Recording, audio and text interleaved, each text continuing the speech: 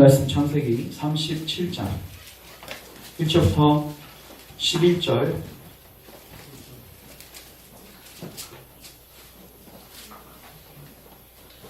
교독하겠습니다.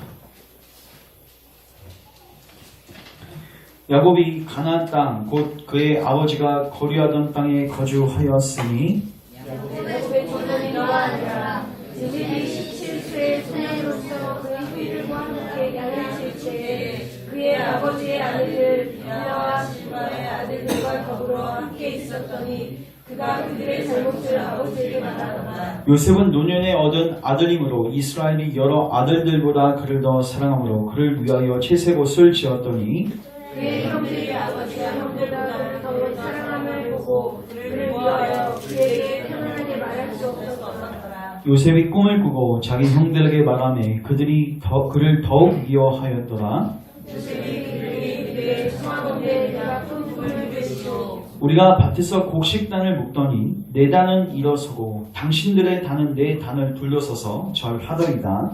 그의 형들이 그에게 이르되 네가 참으로 우리의 왕이 되겠느냐 참으로 우리를 다스리게 되겠느냐 하고 그의 꿈과 그의 말로 말미암아 그를 더욱 미워하더니 요셉이 다시 꿈을 꾸고 그의 형들에게 말하여 이르되 내가 또 꿈을 꾼즉 해와 달과 열한 별이 되게 절하더이다 하니라.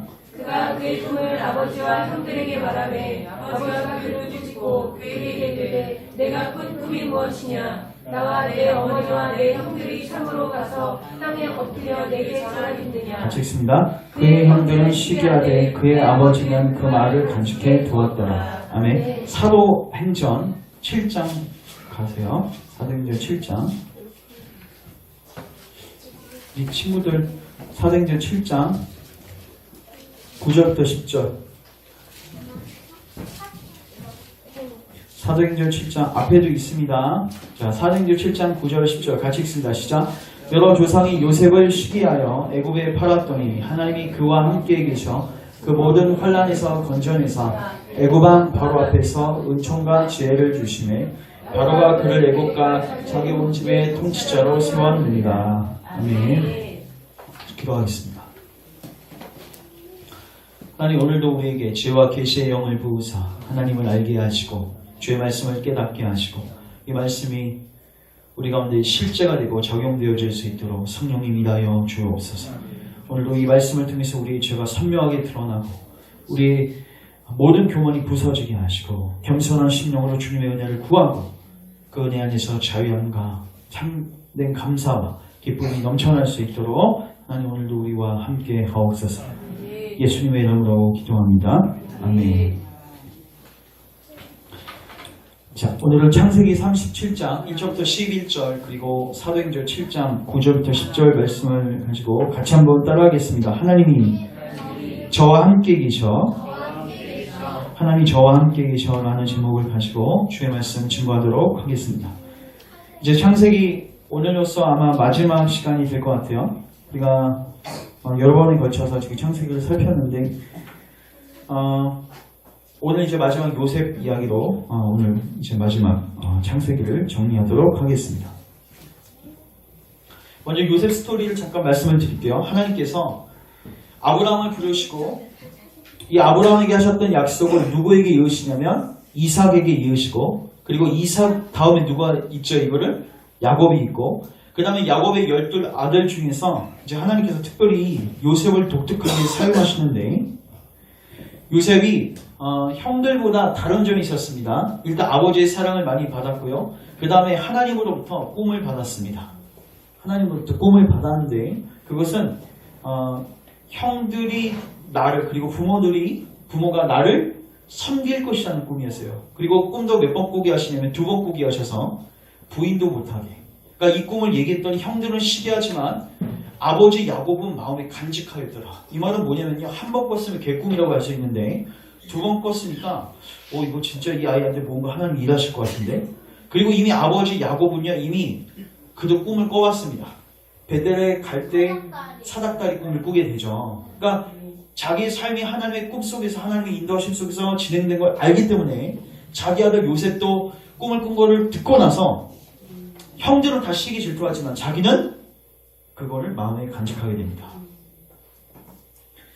자, 근데 중요한 거는 꿈이 이루어지기는커녕 이제 문제가 발생하게 되는데 형들이 그를 시기해서 그를 애굽에 팔게 됩니다. 미디안 상인들에게 팔게 되고요. 이 미디안 상인이 어디로 들어가죠? 애굽에 들어가게 되고 애굽에서 그 나라의 최고 통치자 바로의 그 밑에 있었던 보디발 장군 집으로 들어가게 됩니다. 그러니까 오늘날은 뭐 스타 군대에서 이제 스타 집에 들어가게 되는 거예요. 거기 들어가서 거기서 이제 총명을 받고 열심히 일을 하는데 문제는 보디발의 장군의 아내가 유혹을 해서 그리고 그 이후에 모함을 당해가지고 어디로 들어가냐면 감옥에 들어가게 됩니다. 자, 감옥에 들어갔어요. 그리고 여러 해가 지난 다음에 나올 기회가 있었습니다. 거기 감옥 안에 술 맡은 간원장과 떡 맡은 간원장이 이제 들어오게 된 거예요. 그리고 그들이 갑자기 꿈을 꾸게 된 거예요. 그래서 그들의 꿈을 해석해 줍니다. 술 맡은 간원장은 어떻게 된다? 복직되고 떡 맡은 간원장은 죽는다. 이걸 정확하게 해석해주고 술 맡은 간원장에게 이렇게 이야기합니다. 당신이 곧 내일이면 풀리게 될 건데 나가거든 나를 기억해다오. 임금에게 나를 얘기해줘서 바로왕한테 나를 이야기해줘서 내가 이 억울한 누명을 받고 자유를 얻게 해달라. 근데 나갔더니 참 이기적이죠. 자기가 어려울 때는요 도움을 구하다가 그래요. 바빠서 기억 못한 게 아니라 자기 일이 다 해결이 되니까 어떻게 해야 돼요? 기억 안 해요. 몇 년 동안? 2년 동안. 그리고 2년이 지났습니다. 얼마나 낙심이 됐겠습니까? 우리는 그냥 성경에서 2년이 지났더라 이렇게 한 줄로 읽지만 2년을 지나는 그 당사자는 이 하루가 여러분 감옥이 제일 시간이 안 갑니다. 감옥이 시간이 제일 안 갑니다. 감옥이 정말 시간이 안 갑니다. 가봤어요? 선생님 군대에서 가봤어요. 나중에 자세하게 얘기해주고. 그래서 2년 동안 있었는데 이제 하나님께서 일을 이제 본격적으로 하기 시작하시죠. 어떻게 일하시냐면 갑자기 그때 왕에게 꿈을 주세요. 어떤 꿈이었냐면 7년 환란, 7년 풍란의 꿈을 주시죠. 7년 풍란을 먼저 주시고 풍년을 주시고 그 다음 7년에 흉년을 주시는 꿈을 주셨어요. 근데 해석이 안 되는 거예요. 그랬더니 갑자기 술 맡은 간호장이 듣고 있다가 이거 요셉이 해석할 수 있겠다. 갑자기 기억난 거예요. 그래서 바로왕에게 요셉을 청구해서 요셉이 나오죠. 그리고 요셉이 그 꿈을 해석해 줌으로 어떻게 됩니까? 총리가 되죠. 그리고 누굴 만나요? 가족들을 다 만나게 되고 가족들을 그 기근으로부터 구원하는 놀라운 역사를 보게 됩니다. 자, 이게 지금 요셉 스토리예요. 자, 근데 여러분 요셉 스토리를 통해서 먼저 여러분에게 전달해 주고 싶은 것은 뭐냐면 여러분 요셉은요 예수 그리스도의 표상입니다. 잘 보세요. 예수님이 가신 길을 요셉이 아주 디테일하게 잘 보여주고 있어요. 자, 제가 하나하나씩 설명합니다. 먼저 여러분 요셉이요 누구에게 배척받냐면 형들에게 배척받죠. 여러분 왜 배척받습니까? 두 가지 때문에 배척받습니다. 일단 그가 하는 이야기들이 전부 다 뭐예요? 난 형보다 뭐하다? 우월하다. 난 형보다 뭐하다? 잘났다. 그럼 나이도 어린 게 내가 형들보다 우월하다고 계속 얘기하면 어떻게 되겠어요? 갑자기 꿈을 꿨는데 그 본인이 간직하면 되지 그걸 형들한테서 막 떠벌리고 막 드러내고 있는 거야. 내 단이 있고 형들 단이 있는데 형들 단이 내 곡식단한테 절을 하더라. 그리고 해, 달, 별이 그래서 별은 누굽니까? 형들. 해하고 달은 어머니 아버지죠. 나한테 절을 하더라. 그 형들한테 이야기한 거예요. 그러니까 결국 그가 한 말 때문에 뭘 받아요? 배척을 받게 됩니다. 그래서 시기하였더라. 여러분 보십시오. 예수님 이 땅 가운데 오셨습니다. 예수님 환영받으셨습니까? 배척받으셨습니까? 배척받았죠. 배척받은 이유가 무엇이냐면 바로 그분이 하신 말 때문에 배척받습니다. 예수님 오셔서 무엇이라고 말씀하시죠? 굉장히 이상한 말씀하세요. 나는 아버지와 하나이다. 즉 나는 하나님의 아들이다. 나를 본 자는 아버지를 보았거니와 하늘에서 내려온 자 곧 인자 외에는 하늘에 올라간 자가 없다. 그리고 너희들은 내 앞에서 뭐해라? 복종해라. 나는 나중에 심판자로 다시 올 것이다. 여러분 예수님 오셔서 하신 말씀이 뭐냐면 난 너희들보다 뭐하나? 우월한 존재야. 너희들 내 앞에 뭐해? 순복해. 더 나아가서 많은 사람들의 뭐를 죄를 지적합니다. 요셉이 왜 형들한테 또 미움받죠? 형들이 죄를 보여요. 아버지한테. 물론 이건 좀 동의가 불순하지만 여러분 예수님은요 우리를 위해서 무엇입니까? 죄를 드러내십니다. 그래서 성경은 무엇이라고 기록하고 있습니까? 이 땅 가운데 빛이 왔어요. 자, 근데 사람들이 시도하죠. 곧 그 정죄는 이것이니 곧 빛이 세상에 왔을 때 사람들이 자기 행위가 악함으로 빛보다 어두움을 더 사랑한 것입니다. 그래서 예수님을 뭐합니까? 배척합니다. 아우 요셉의 형들 너무한다 생각하겠지만 여러분들도 지금 똑같이 행동하고 있습니다.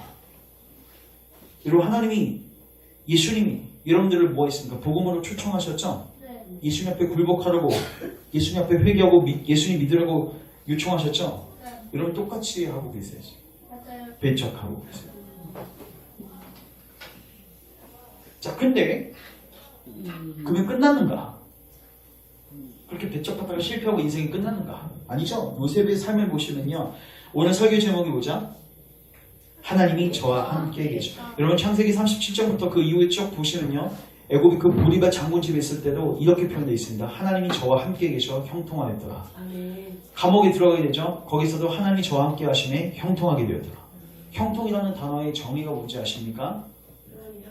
하나님 함께 하시는 거예요. 하나님 저 삶 속에서 뭐 하시는 거예요? 일하시고 계시는 거예요. 자, 이제 이걸 우리 누구에게? 예수님께 적용합시다. 여러분 사람들에게 배척받으셨지만 하나님이 예수님과 뭐 하셨습니까? 함께 하셨습니다. 함께 계실 수밖에 없는 게 그분 자신이 하나님이셔요. 그리고 하나님이 함께 하셔서 무엇을 하십니까? 하나님의 일을 하시죠. 근데 처음에 하시는 일이 뭔지 아세요? 요셉이 처음에 했던 일이 뭐예요? 낮아지는 거죠. 예수님 똑같습니다. 여러분 요셉이 애굽에 들어가서 숱한 고난 당하죠. 보디바 장군 집에서 숱하게 어려움과 고난을 당하게 되죠.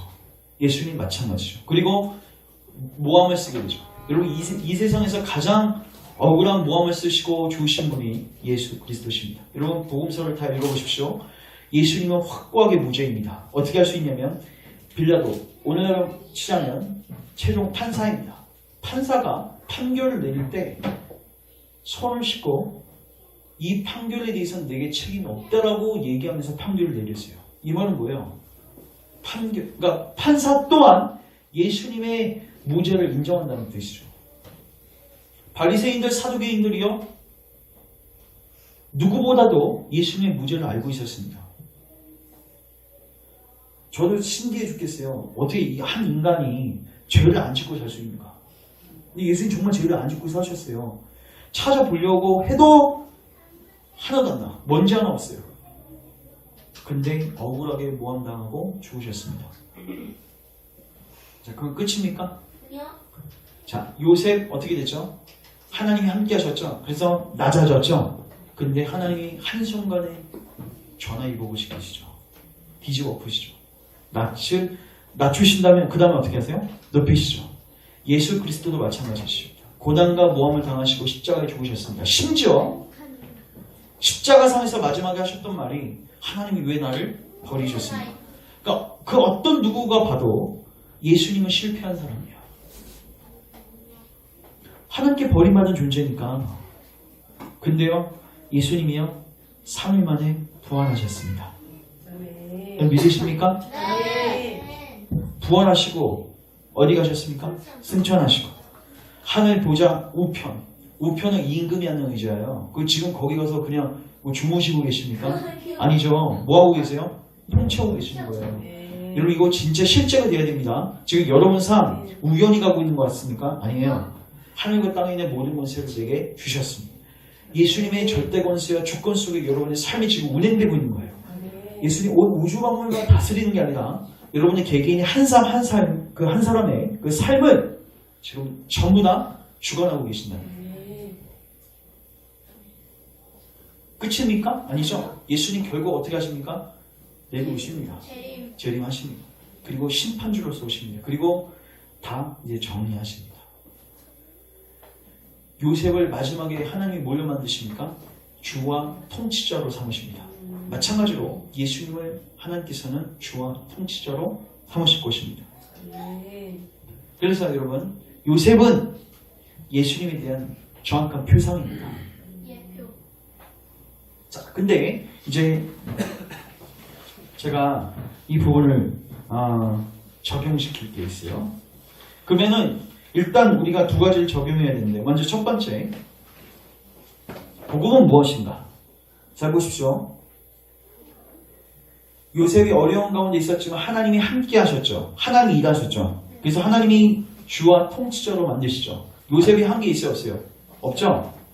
근데 하나님이 모든 걸 다 하셨습니다. 마찬가지로 예수님의 구속사역 누가 다 하세요? 하나님이 다 하시죠. 하나님이 세상을 이처럼 사랑하사 독생자를 주셨으니, 보내신 분도 하나님이시고 이 일을 이루신 분도 하나님이시고 이거 우리에게 적용하시는 분도 하나님이세요. 전부 다 하나님이 하시죠.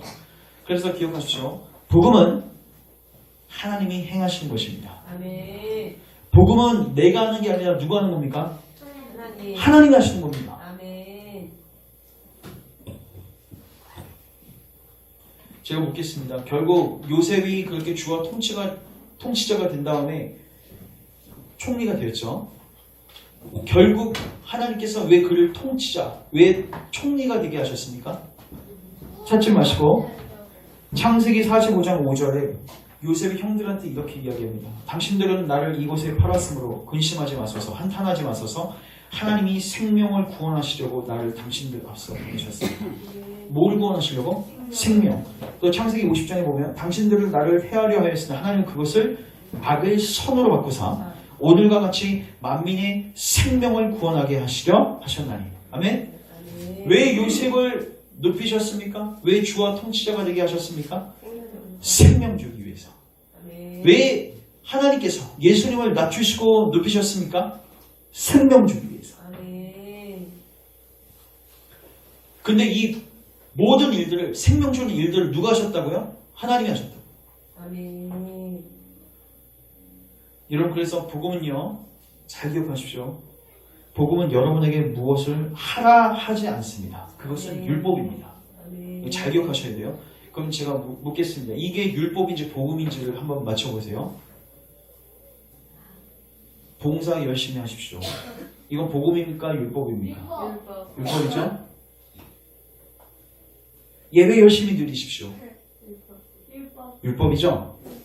자, 그러면 하나님 열심히 사랑하십시오. 땡! 이것도 율법입니다. 왜냐하면 하나이기 때문에.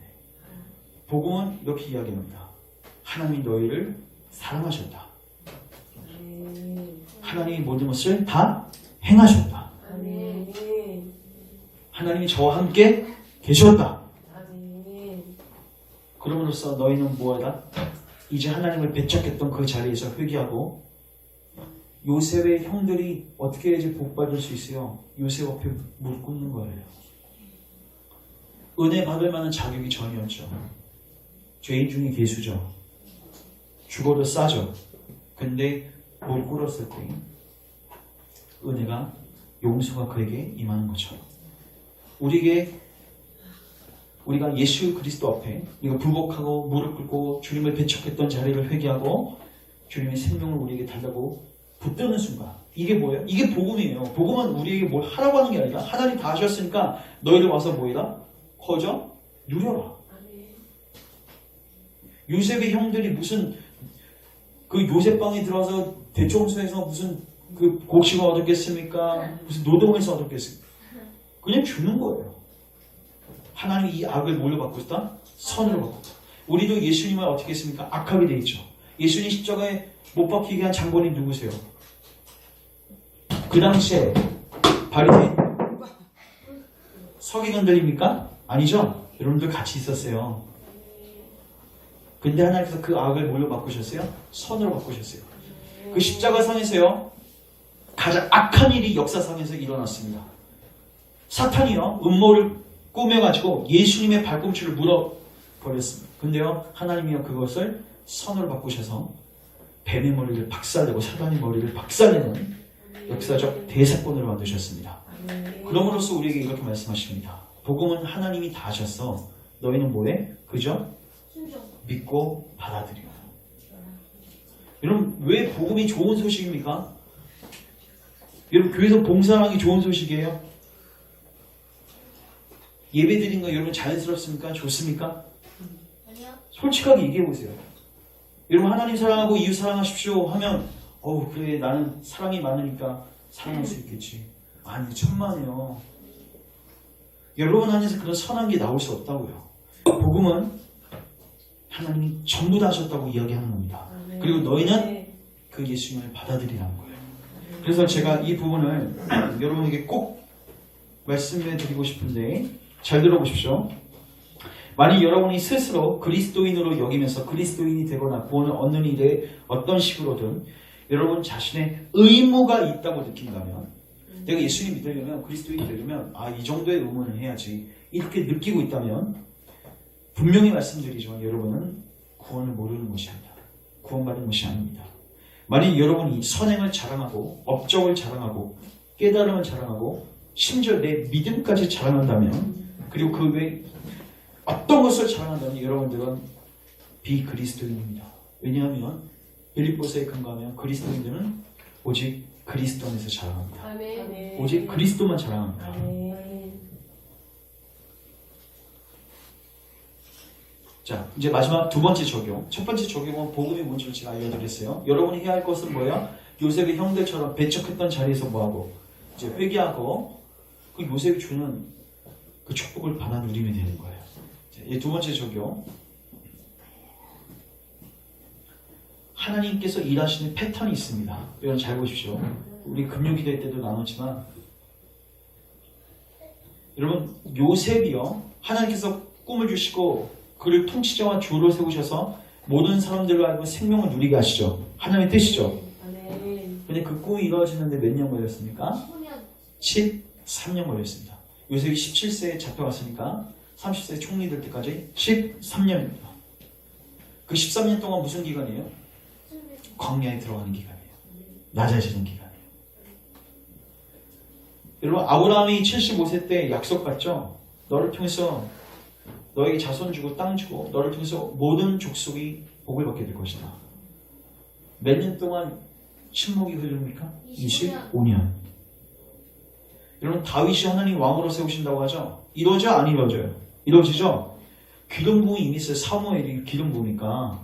근데요 15년 동안 거지 생활합니다. 도망다니면서 방랑자하고 불황들 그 조폭도 데려다니면서 누군가에게 나 왕이다 왕으로 세웠다면요 사람들이 웃기고 있는데 미친놈이라고 하면서 수치를 줄 수밖에 없을 만큼 그의 삶 속에서는 뭐가 있어요? 낮아짐이 있다고. 이스라엘 백성들만 볼까요? 이스라엘 백성들에게 하나님 가나안 땅 주신다고 하죠. 근데 얼려 들어가게 하세요? 애굽에 몇 년? 430년. 그리고 나와서 바로 인도하십니까? 지름길도 있었거든요. 일주일 동안 갈 수 있는 지름길. 그걸로 인도 안 하시죠? 얼려 가세요? 광야길로 인도하세요. 몇 년 동안? 40년 동안. 모세 미디안 강에서 40년 훈련 받습니다. 세로 요한 30년 동안 훈련 받다가 6개월 사역하고 하나님 품으로 갑니다. 잘 기억하십시오. 하나님이 우리는요 너무 조급해요. 왜? 우리는 끝까지 못 보니까 이게 조급한 거예요. 신속한 결과를 기다려요. 근데 기억하십시오. 하나님 일하시는 방법은요 직선이 아니라 곡선입니다. 직선이 아니라 뭐예요? 곡선. 막 돌아가요. 돌아가는데 그게 뭐 한 달, 두 달도 아니 막 1년, 10년, 어쨌든 막 30년, 40년. 요셉도 몇 년? 13년. 그리고 마지막에 희망이 보일 때쯤 감옥에서 몇 년 더 기다렸어요? 2년. 그럼 하나님께서 이 기간 동안에 뭐 하시는가? 하나님 이스라엘 백성들을 왜 광야에 넣으셨습니까? 신명기 8장에 분명히 나와 있습니다. 그들을 낮추시기 위해서. 그들을 뭐하기 위해서? 낮추시기 위해서. 힘 빼는 겁니다. 그래서 이 모든 힘을 다 뺀 다음에 딱 하나님 일을 이루실 때 이건 누가 하셨다? 하나님이 하셨다. 이 고백 나오게 만드시는 거예요. 아브라함이 75세 때 애 낳잖아요. 그러면 그래도 늦게나마 열심히 해서 애를 낳나 보다 이렇게 생각하는데 100세가 돼서 딱 나니까 모든 신자들의 고백, 모든 역사 속에서 이 책을 읽는 사람들의 고백은 이거는 하나님이 하셨습니다. 아멘. 여러분 다윗이요 왕 되기 전에요 두 번 스스로 자기가 왕이 될 수 있는 기회가 있었습니다. 사울을 자기 목전에서 죽일 수 있는 두 번의 기회가 있었다고요. 그런데 그걸 통해서 딱 왕이 됐으면 어떻게 되겠어요? 야, 다윗이 잘 살렸네. 근데 다윗은 그거 사용하지 않습니다. 나중에 하나님이 알아서 사울 전쟁터에서 숨지게 하시고요. 나중에 자연스럽게 다윗 왕으로 불러 올리셔. 누가 하신 거예요? 하나님. 잘 기억하십시오. 하나님께서 우리 삶 속에서 일하고 계십니다. 근데 이 일하는 방식이 뭐냐면요. 요 방식이에요. 낮추시고 뭐 하는 거예요? 높이시고. 교만했다 치면 어떻게 해요? 또 낮추시고 높이시고. 그러니까 계속해서 우리를 얼려 보내세요. 광야로 보내시는 거예요. 그래서 여러분 호흡이 닿는 그날까지 사실 광야입니다. 근데 중요한 거는 광야에 넣으시는 이유가 제가 이걸 꼭 왜 말씀드리냐면 많은 사람들이 이 원리를 모르니까 내게 왜 이 어려움이 있지? 해석이 안 되는 거예요. 그런데 여러분 성경을 읽어보십시오. 모든 사람이 다 그랬습니다. 하나님 제대로 만난 사람은 전부 다 이 광야로 들어가는 거예요. 예수 믿으면 잘 되고 복 받는다. 그딴 비성경적인 소리를 하니까 많은 사람들이 병 걸리면 하나님 부인하고 떠나는 거예요. 사 부도나면 하나님 부인하고 떠나는 거라고요. 왜? 하나님 믿는 게 뭔지도 모르고 하나님 일하시는 패턴을 모르는 거예요. 하나님 여러분 대박나고 이런 건강 관심 없습니다. 여러분 영혼에 관심 있고 여러분 낮추시고 하나님 의지하는 사람으로 만드는 게 관심 있는 거예요. 그 일을 위해서라면 여러분 하나님이 여러분들을 얼마든지 10년, 20년, 30년, 40년 얼마든지 광야에 넣으실 겁니다. 여러분 입술에 주님 저를 도와주십시오. 이 고백 나올 때까지 하나님께서 일하시는 패턴을 잘 보십시오. 패턴. 심지어 여러분 이 패턴을 누구도 순종하셨습니까? 예수님도. 좋아. 다른 인간들은 모르겠어요. 예수님, 하나님 되신 그분도요.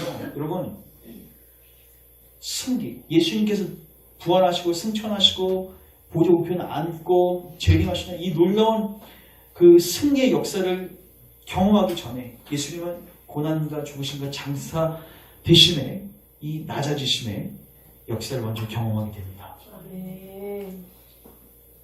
예수님도 십자가 산에서 답답했을 겁니다.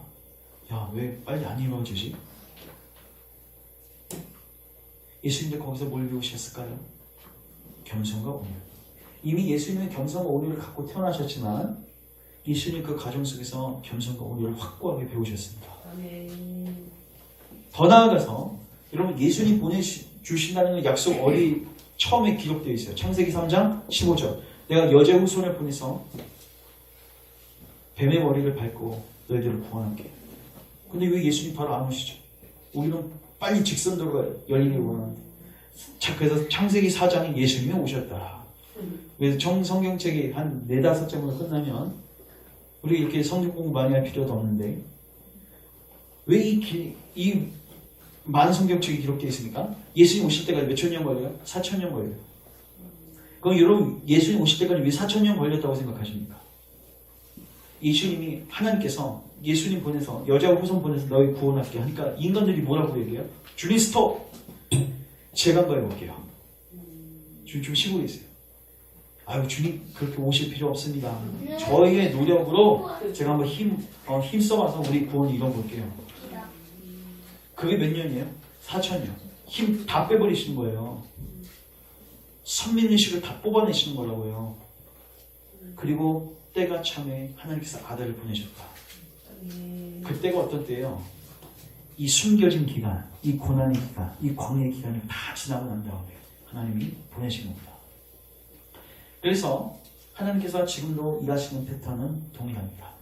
그래서 여러분 개인 삶 속에서 또 우리 교회 삶 속에서 또 지금 열방과 또 세계가 조국교회가 돌아가는 이 부분들을 보시면요. 야 이거 정말 하나님 살아계신 거 맞아? 지금 위기 아니야? 근데요 기억하십시오. 하나님은 한 번도 떠나신 적이 없습니다. 역사의 주도권을 놓치신 적이 없다고요. 요셉 여러분 13년 동안 감옥에서 수많은 생각들이 그를 덮었을 것입니다. 하나님 정말 살아계신가? 내가 하나님 자리에 맞는가? 주님 역사하신 거 맞는가? 다니엘 바벨론 포로 거기 잡혀가서 야 우리 민족 끝난 거 아니야? 수많은 생각들이 밀려왔겠죠. 근데요 우리는 결론은 다 알고 있잖아요. 하나님 한 번도 떠나지 않으시고 그분의 일을 주권적으로 이루십니다. 여러분 지금요, 여러분 2000년의 교회사를 보십시오. 잘 기억하십시오. 교회가 존폐 기로에 서 있을 때, 교회가 망할 것 같을 때마다 하나님 역사 속에서 무엇을 주시냐면 회복과 부흥의 역사를 주십니다. 여러분 꼭 이 부흥의 역사를 살피십시오. 그러면 주님께서 우리에게 부흥의 역사를 줄 수도 있고 안 줄 수도 있어요. 근데 제가 확실하게 이야기할 수 있는 것은 있습니다. 장담할 수 있는 거. 점점 전쟁은 늘어나갈 것입니다. 점점 전염병이 창궐하고요. 점점 거짓 선지자 수많은 이단들이 등장하고요. 많은 사람들이 하나님을 대적하는 곳으로 가게 될 것입니다. 그리고 그리스도인을 믿는 자들을 핍박하게 될 것입니다. 마태복음 24장 예수님의 예언의 근거에서 설명하는 거예요. 여러분들은 반드시 이 자리로 가게 되는 것을 보게 될 것입니다. 근데 기억하십시오. 하나님이 저와 함께 계셔. 하나님은 역사 속에서 단 한 번도 자기 주도권을 놓치신 적이 없어요. 이런 다 실패한 것 같은 이 상황 속에서도 하나님은 뭐하고 계세요? 일하고 계세요. 결국 예수님 다시 오십니다. 다시 오십니다. 하나님 대적했던 사상과 모든 사람들을, 그리고 사단 마귀 모든 귀신들을 주님 불못에 던지시고 하나님의 나라를 최종적으로 완성하실 것입니다. 사랑하는 형제자매 여러분들은 하나님이 일하시는 패턴을 알고 계십니까? 이 패턴을 모르기 때문에 많은 사람들이 고민하고 낙심에 빠지고, 그러나 이제 여러분들은 이 패턴을 배우셔야 합니다. 하나님은 동일하게 지금도 그 프로그램대로 돌리고 계신 거예요. 그래서 여러분들이 이 광야에서 사는 법을 배우십시오. 그리고 빨리 낮아지십시오. 그리고 요셉의 형들처럼 그 은혜의 복음을 받아들이십시오.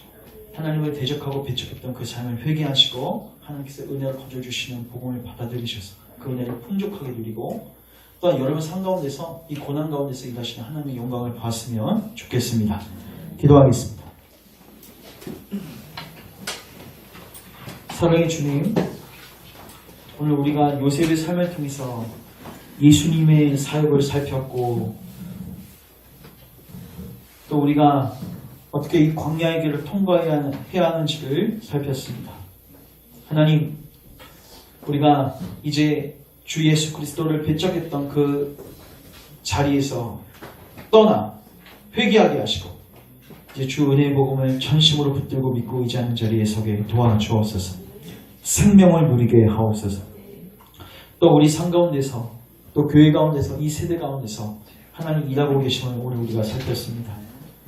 우리가 다 이해할 수 없어도, 다 해석할 수 없어도, 지금은 망한 것 같이 보이고 실패한 것 같이 보여도 하나님께서 우리와 함께 하신다는 확신을 우리에게 주시고, 우리 삶 속에서 하나님 친히 일하시고 역사하셔서 하나님의 뜻이 이루어지게 하옵소서. 이 낮아지는 과정을 잘 통과하게 하셔서 우리의 마음이 겸손해지게 하시고 온유해지게 하시고 하나님만 바라보고 의지하는 자리로 갈 수 있도록 은혜를 베풀어 주시옵소서. 예수님의 이름으로 기도합니다. 아멘.